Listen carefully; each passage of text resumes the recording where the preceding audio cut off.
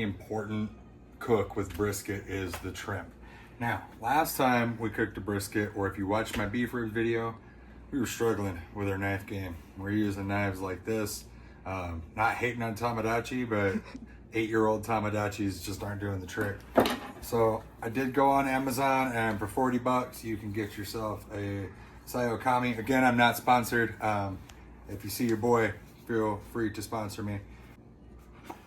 All right, so I did already take the foam top off of this, but this, for doing beef, brisket, slicing, those sort of things, ideally you want a bigger knife, all the big barbecue joints and everything.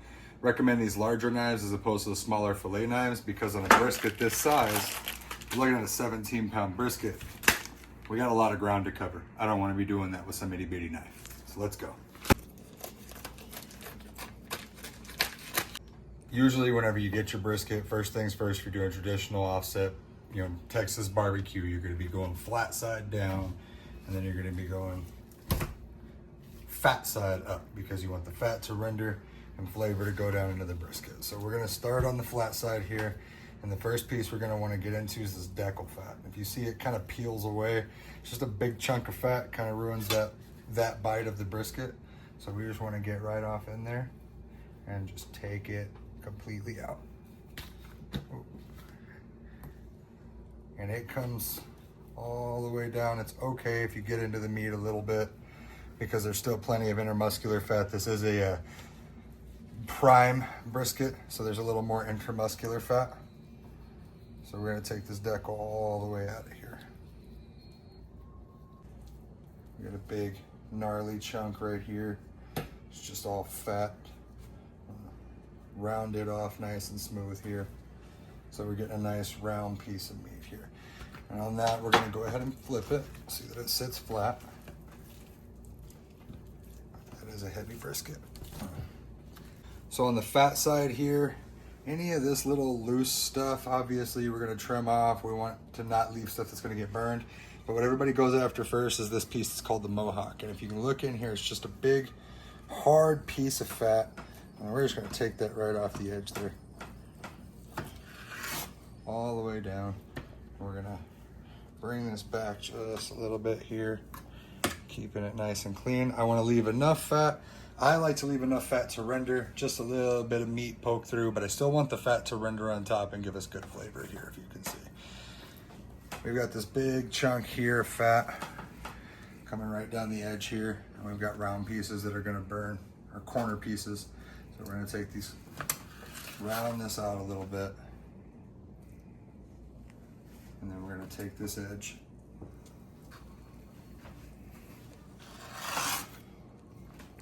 keeping it nice and aerodynamic. What I don't want here are any obvious like corners. So I wanna round those pieces off. I want a nice round brisket on the edges.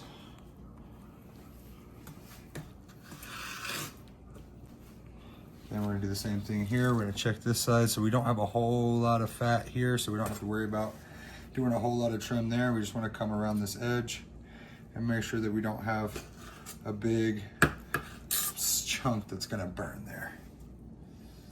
So again, just rounding this off, getting our shape all the way across the board.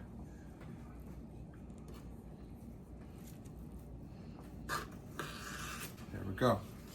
So then what we're looking for here is we've got this fat here.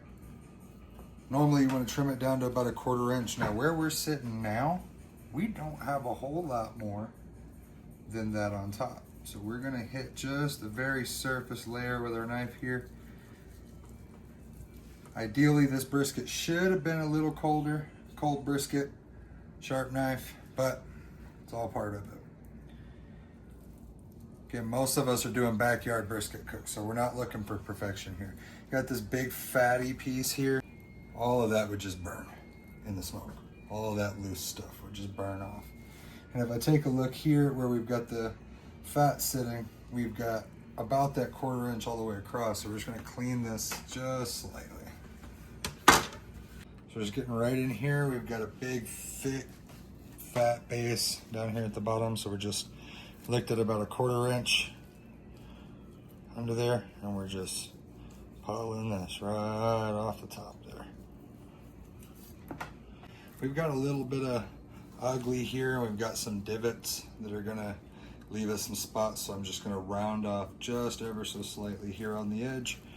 And I think we are about done with the trim. Okay, we did do a little extra trimming off camera, just clean this up just a little bit. But for seasoning, I'm going very traditional Texas style. So I do like to use mustard as a binder on my brisket. I think that it makes a good hold for everything. Also the vinegar and everything helps with breaking down the muscles and the fats and helping everything render up. So not too much. I'm just gonna coat it down pretty good where we can lather it, get it nice and covered on there. And again, that's probably all we'll use for the majority of the brisket. I'll put one line on the back side to help it stick. I'm gonna take a glove off.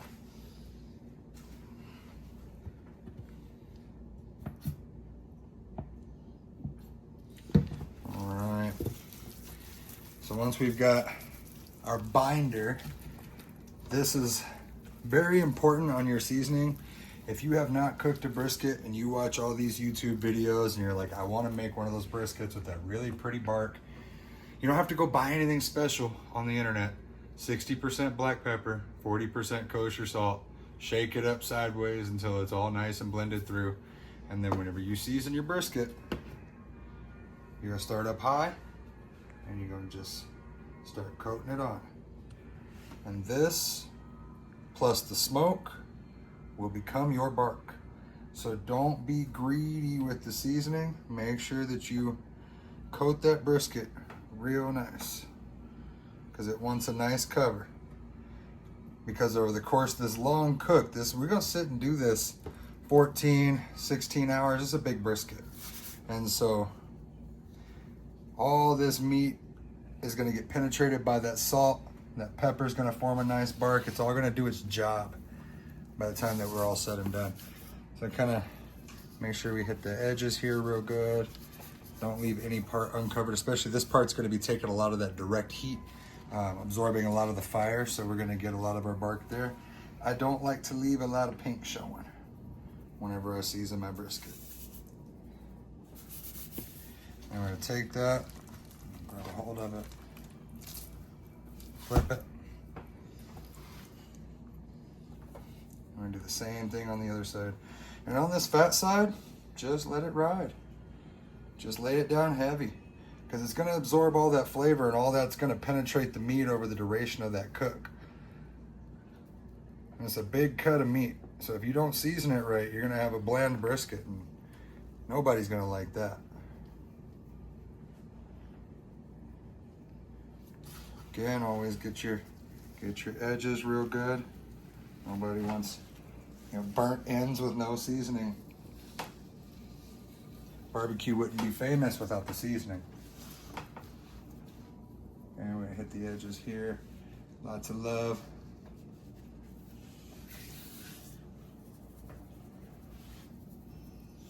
We got this side, could use just a little bit more love. Give it one more little sprinkle from the top. We got a couple of naked spots. And then with that, ladies and gents, probably mostly gents, we are seasoned and ready to go. This brisket's gonna sit here, and I'm just gonna kind of let the salt do its job while I get a fire built, get everything going. Once we get up to temp, then we'll go get this brisket on. So we'll see you soon. So we've got this Looft Lighter, also not sponsored by the way, but it was on sale at Home Depot. And evidently, you're supposed to be able to use this and have your charcoals white hot ready in 5 minutes instead of 20 minutes. And you're supposed to light these up in 60 seconds. So we're gonna give it a spot. It says set up a pile of fuel. We've got our charcoal in here. Get a spot that we like, and it's gonna blow hot air in here. So we're just gonna wait and let it do its thing and see what happens here. Yeah, and we have a fire, folks. Look at that. So we're about 5 minutes in. It's not quite as advertised. The coals aren't completely white hot, but they're definitely lit pretty fast, a lot faster than a charcoal lighter. So basically, we're not gonna cook with this. We're gonna cook with wood. But this is just to build us a solid coal bed so that when we start putting wood in here, it lights up right away. So we'll be back when we get that all set up, but just wanted to test out this Looft Lighter. So if you like it, check it out. So at this point, as you can see, we're running a little bit of a smokier fire this time around. I actually have some barkier pieces on here because in the beginning of the cook, it's when this big piece of beef here is gonna accept the most smoky flavor. So I wanna hit it a little bit more up front. We've got our pits running about a nice 230 right here, stack side. If we look over here, box side, we're about 262. These numbers are running right at the grate. If you look up here on my lava lock, we're just under 250. So we're in perfect brisket weather. So it is time to open up and get it rolling.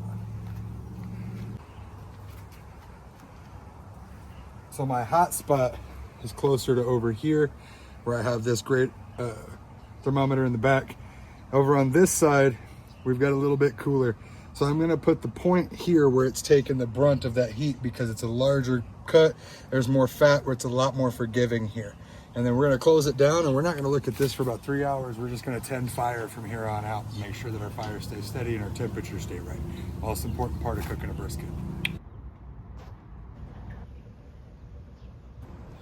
All right, folks, so I want to talk pit management for a minute here because it's important to understand your pit and how it breathes. Let's take a look at a couple of things here.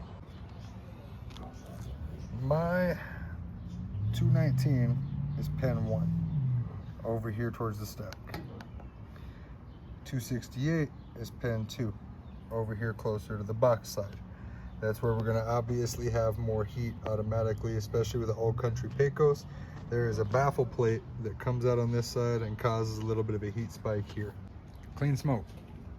But notice I'm running about 90% closed on this stack because if I turn that up too much or I open that up too much, I'm going to be pulling way too much heat to keep my brisket where I want it. It's real easy with this same fire that I have running in here to bring our temperatures up too high. So just to give you a peek into the firebox here, we have one mostly burnt to coal log and one actual burning splint in here. And right now with that vent door wide open and that box barely open, we're pulling about exactly the temperatures we want and maintaining those temperatures. But that is a bit of a science. So the more that you cook on your pit, the more you hang out with your pit, the more acquainted you get with how it breathes, the easier it's gonna be to manage those temperatures. We are 4 hours in so far on this cook, so this is our first check-in on the brisket. We've been running about a consistent 205 to 230, a couple occasional heat spikes up to 250, 275, which is regular brisket cook anyway. We're going real low and slow on this one, so let's open up, let's see what we're working with at this point. Ooh, we are coming along, forming a nice render. You can see the fat starting to get kind of jiggly underneath there. We're getting the crispiness on the outside. We're not pooling any moisture anywhere, so we don't really need to dump. Really, this is exactly what we want. We're coming along exactly the way that a brisket should be. Don't see that we need any sprints or anything. We're still getting moisture. So we're just gonna close it back down and keep it running same temp. We're gonna keep going for, again, this is gonna wind up being around 12 hours or so. So we'll check in here in another couple hours and see where we're at. So just a look at what we're doing at this point in the cook, because we're almost 6 hours in. And you see this nice fire coal bed we have in here. We need to get a couple of splints going just to make sure that we can make this for the long haul. So what I have these logs doing at the back end here is they're hanging out all the way here in the back, so that they're just catching the heat off of them coals, drying whatever's left of the moisture, boom, and then we just cut, just like that. And that's what I was looking for. I didn't want to put them right on the coals because I didn't want any smoldering. I wanted it to burn the rest of the moisture out so that they'd catch. So if you're having trouble managing your fire or keeping clean smoke, these are some tips to help you out. We are at 7.5 hours. It's late. It's 1 in the morning. We're checking for a few things at this point. We've been keeping consistent temp, about 225. We had a little bit of a dip for a little while which is normal. I kind of had to reestablish cold bed and stuff like that. And now we're gonna take a look at the brisket. We're looking to see if our bark is set and what we're at internal temp. So right now, I'm already seeing that we are not quite ready for a wrap. We probably do want to take this brisket and tip it just a little bit because we're getting some pooling here. Tip that off. What we're really wanting to wait for is the rest of this to dry. So we're gonna go ahead and check and see what our temp is hanging out at here in the flat.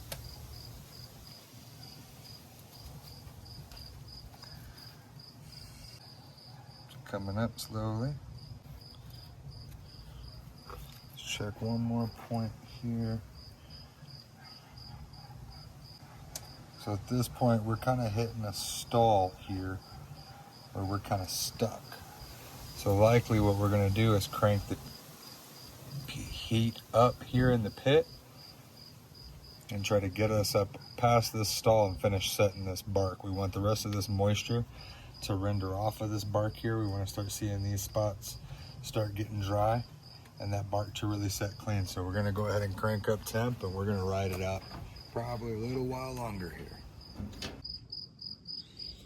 So it is 2:30 in the morning. We have been going for just about 9 hours now. So I'm doing this on my own now. But we took a peek at the bark. It's looking pretty. I think it's about time to check in. We're gonna temp it together. We're gonna see where we're at. We're gonna go from there. Okay, so here we are. We've still got just a little bit of moisture on the outside of the bark. So we might not quite be the wrapping point yet. Folks, this is a big brisket. We weren't playing with this one. You see, the brisket don't care that everybody's asleep. It's still working. It still needs the heat. It still needs me to do what I'm doing here. If everybody's crashed out, camera person crashed out or not, don't matter. Gotta keep it rocking. All right, guys. So we are 10 hours and 15 minutes in.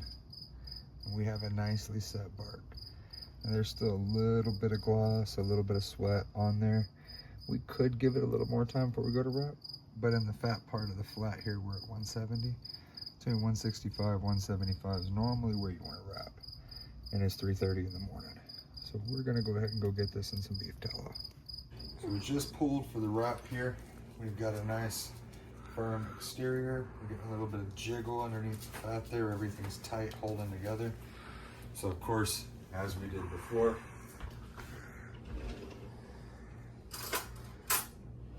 we have our beef tallow.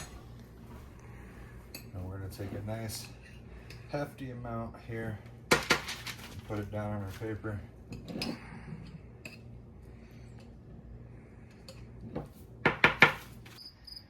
So our brisket is now going back on the smoker, wrapped. It is 6 a.m.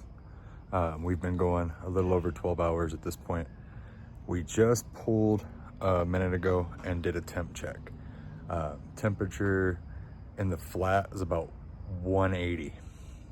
Normal go-to is you pull at anywhere between 198 and 200. I'm gonna let the rest of my splints that I have in there burn down, and then I'm gonna pull it and I'm gonna let it rest. The reason why is because when I go to probe it, the probe slides through like butter. And that's the real telltale sign on brisket. And so I'm not gonna run the risk of overcooking this brisket. I'm not gonna pop open our cook chamber right now just because I wanna run the rest of the heat that I have in there to finish this off the best that I can. And then, yeah, we'll go from there. Yes, I look tired. It's been a long night. We'll be back. Okay, so we ended up pulling this brisket, as I said, maybe a little shy of our ideal temp. It's been wrapped up, having a nice good steam bath now for almost 8 hours. So let's get in here and see what we're working with. Ooh. Come on out, baby. Oh, my fingers went right through the fat. That tells you that it's rendered really well.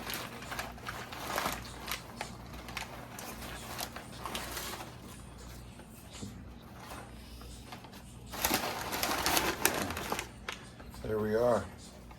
Nice little Jiggle jiggle for the camera. That's what everybody's looking for in brisket. We've got very flexible meat. Ooh, got plenty of give. Look, I got pieces of bark trying to come off already over here. So I get my knife out. We're gonna have our moment of truth. We get right in here, right between the two muscles. Get your good, nice sharp slicing knife. We're gonna get in right in between and separate those two muscles there. Split apart. Let me get the rest of the way through there. And spread. So what we're looking at here, you can see the rendered fat. We had just a little bit of jelly fat here, but it'll still be good. We got nice yellow render, nice deep smoke ring here all the way around. We've got juiciness. I don't like to do the YouTube, Instagram thing and squeeze all the juice out of my meat. But let's have one of my favorite bites here is right off the end, burn in here. Amra, come here.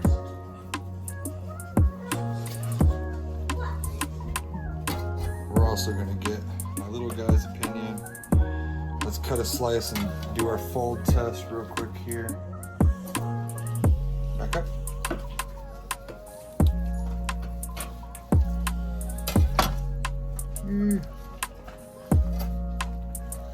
I have a tendency sometimes to slice too thick, so I'm trying to be careful there. We take that brisket, put it over our finger, folds right over, nice and smooth. We can see that nice render barkiness, that pull, and the texture pulls right apart. And here we go. Okay, that brisket honestly looks so good. Bite of brisket. Let's get the little guy's opinion. He doesn't like a lot of food, so. Okay, the brisket just looks so good. Let's get your taste test.